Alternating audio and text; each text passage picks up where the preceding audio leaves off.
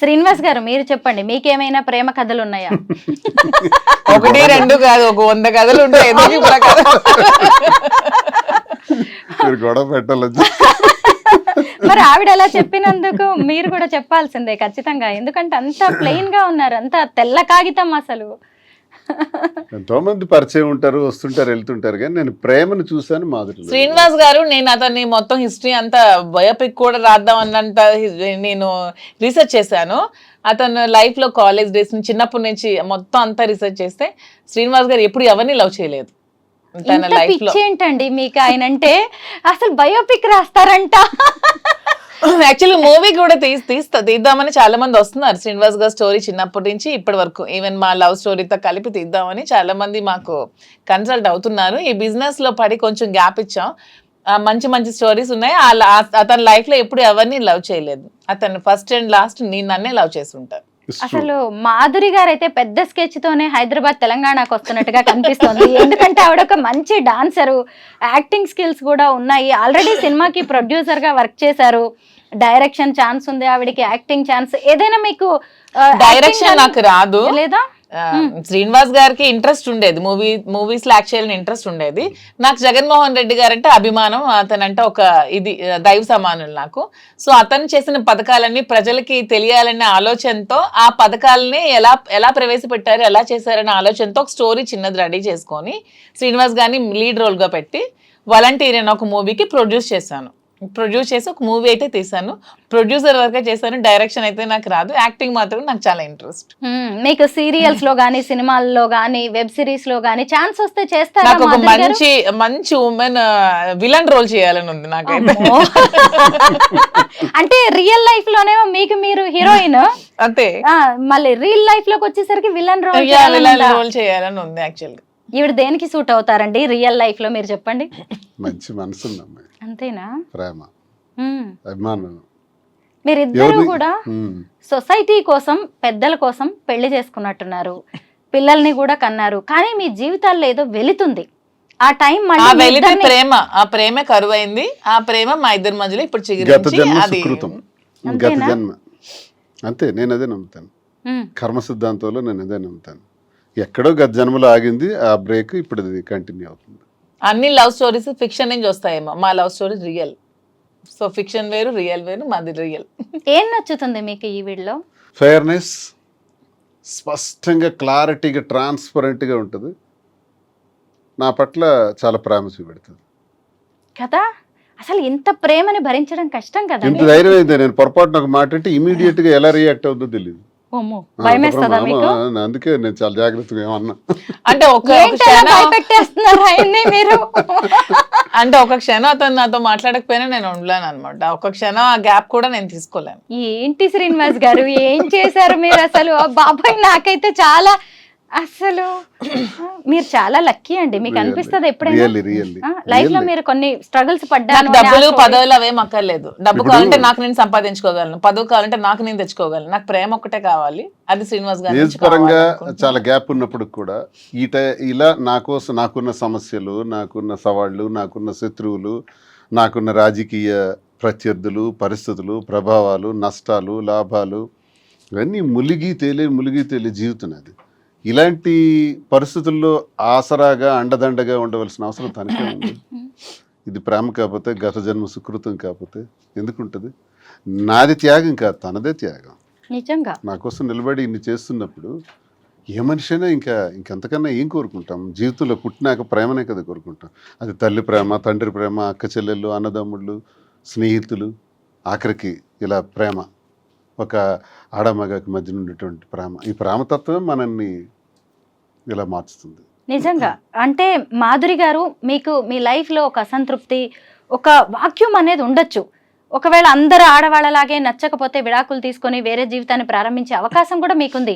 అయినా సరే ఎందుకు దువ్వాడ గారే? ఎందుకంటే మీ చుట్టూ కూడా ఎంతో మంది మగాళ్ళు ఉండొచ్చు, ఎంతో అట్రాక్ట్ చేసే అవకాశాలు కూడా మీకు ఉండొచ్చు. అయినా సరే ఎందుకు ఈయనే నచ్చారు మీకు? పైగా ఇద్దరు పిల్లలు పెద్దవాళ్ళు అయ్యారు, వాళ్ళ ఇంట్లో ఉన్న ఇష్యూస్ ఇవన్నీ మీకు తెలుసు. అయినా సరే ఇంత ఏజ్ గ్యాప్ అంటే కావచ్చు, రకరకాల శ్రీనివాస్ issues గారు ఉన్నాయి. అన్నట్టు ఇది నిజంగా గత జన్మ బంధమేమో అని నాకు మిగిలిపోయిన, గత జన్మలో మేము మిగిలిపోయిన ప్రేమికులమేమో అని నాకు అనిపిస్తుంది. ఇంతమంది ఉంటే అతనే ఎందుకు నాకు కనెక్ట్ అయ్యారు, ఇంతమంది అమ్మాయిలు ఉంటే నేనే ఎందుకు శ్రీనివాస్ గారికి కనెక్ట్ అయ్యాను, మా ఇద్దరి మధ్యలోనే ఎందుకు ఇలా రిలేషన్షిప్ డెవలప్ అయింది, ఏదో గత జన్మలో మిగిలిపోయిన బంధం ఏమో నాకు కూడా అనిపిస్తుంది.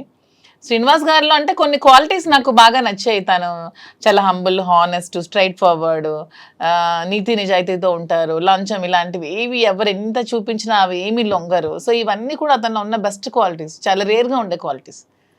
లైక్ డైమండ్, కోహినూర్ డైమండ్ లాగా ఎంతో ఎంతో రేర్ పీస్ లాగా, ఒక రేర్ యాంటిక్ పీస్ అనమాట శ్రీనివాస్ గారు. ఈ రోజుకి ఇలా చూసినా గానీ ఈవిడ కోసం వెనకబడే వాళ్ళు చాలా మంది ఉండొచ్చు కూడా. అంటే ఆవిడకున్న క్యారెక్టర్ అలాంటిది, ఆవిడకున్న క్వాలిటీస్ అలాంటివి, అయినా సరే అసలు మీకోసమే ఆవిడ అలా స్టాండ్ అయిపోయి ఉండడం, ఇంత పిచ్చిగా ప్రేమించడం మీకు ఎప్పుడైనా ఆశ్చర్యంగా అనిపిస్తుందా? ఆశ్చర్యమే కదా. నేను అదే అనుకుంటాను. నా జీవితం ఎప్పుడూ ఆ ఈర్ష్య, అసూయ, ద్వేషం, ఆధిపత్యాల మధ్య నడిచింది మా ఇంట్లో. ఇలాగే వెళ్ళిపోతానేమో. నేను కొన్నిసార్లు అనుకున్నాను, ఏంటబ్బా ఈ కుటుంబ జీవితం నాకు ఇలా ఉంది, పిల్లల కోసం బాధ్యత వహిస్తూ చాలా ఓర్పు సహనంతో ఉన్నాను, ఇలాగే రహస్యంగా వెళ్ళిపోవాలి. కొంత జీవితం అయిన తర్వాత నేను ఏమనుకునేవాడిని అంటే ఎక్కడికైనా ఆశ్రమానికి వెళ్ళిపోదాం అనుకునేవాడిని. లేదు, ఎక్కడైనా ఒక 5 ఎకరాల ల్యాండ్ తీసుకొని నీట్గా ఒక చిన్న కుటీరం వేసుకొని ప్రశాంతంగా ఒక్కడనే ఉంటాను, వ్యవసాయం చేసుకుని ఎవ్వరికీ రానివ్వను, నేను ఒక్కడిని ప్రశాంతంగా బ్రతుకుతాను, నాకు ఒక్కడిని కావాలి, ఏకాంతం కావాలా. విసిగిపోయాను అనమాట ఇంటి వ్యవహారాలకి. అలా విసిగిపోయి నాకు, లేదా ఎక్కడికైనా వెళ్ళిపోదాం దూరంగా, ఇంక అయిపోయి 60 సంవత్సరాల తర్వాత ఇంక ఇదంతా క్లోజ్ చేసేద్దాం అని అనుకున్న నాకు మళ్ళీ ఆశలు చిగురించి నాకు ఒక ప్రేమ అంటే ఏంటో నాకు కూడా అర్థమయ్యేటట్టు, తెలిసేటట్టు, అది కూడా భగవంతుడు నాకు ఇచ్చాడంటే ఆ వెంకటేశ్వర స్వామికి ఏ జన్మలో నేను ఆ స్వామిని నమ్ముతాను ఎక్కువగా. నిత్యం నేను స్వామినే ప్రార్థిస్తాను.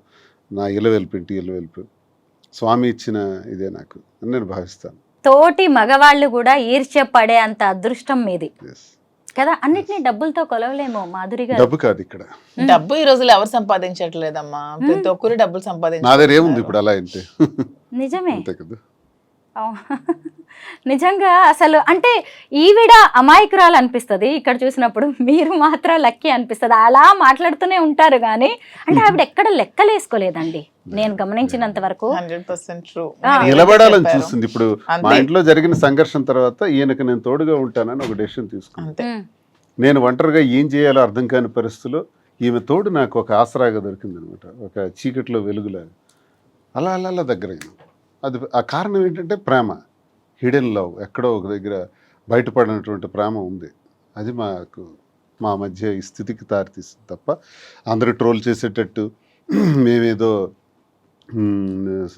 స్వార్థపూరితంగాను ఇంకొక దురాశ ఆశలతోనో ఇది చేయలేదు. మా పరిస్థితులే మాకు ఈ స్థితికి దారితీసాయి. ఇందులో ప్రేమ అన్నది మాకు ఇంత బలంగా మమ్మల్ని దగ్గర తీసింది.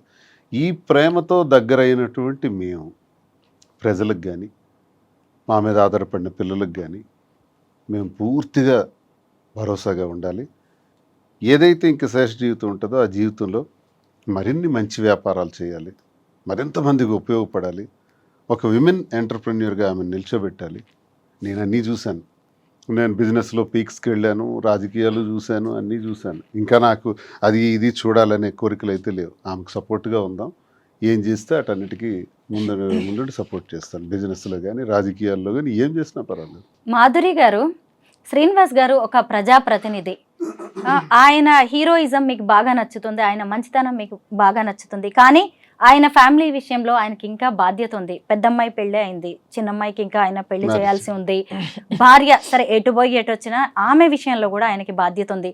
ఒకవేళ ఆయన ఆ బాధ్యతలు నెరవేర్చే క్రమంలో మీరు ఆసరాగా నిలబడతారా ఆయనకి? అదే చెప్తున్నాను, ఆమె విషయంలో బాధ్యతగా ఉంటూ ఆస్తంతా ఆమెకి రాసి వచ్చేసారు. అతను ఇది 0 బ్యాంక్ బ్యాలెన్స్ నా దగ్గరికి వచ్చారు. తను ఒక బాధ్యత పెట్టుకున్నారు. చిన్న పాప పెళ్లికి తను ఫైనాన్షియల్ గా అంతా ఇచ్చేసినా సరే తండ్రిగా నా బాధ్యత నేను నిర్వర్తించాలని నాకు అడిగినప్పుడు తప్పకుండా చేద్దాము, మీరు ఎలా చేయాలంటే అలా చేయండి అని చెప్పి నేను కూడా అతనికి సపోర్ట్ చేయడం జరిగింది. ఆ విషయంలో నేను ఎప్పుడు కూడా అతనికి అడ్డు చెప్పేదే లేదు.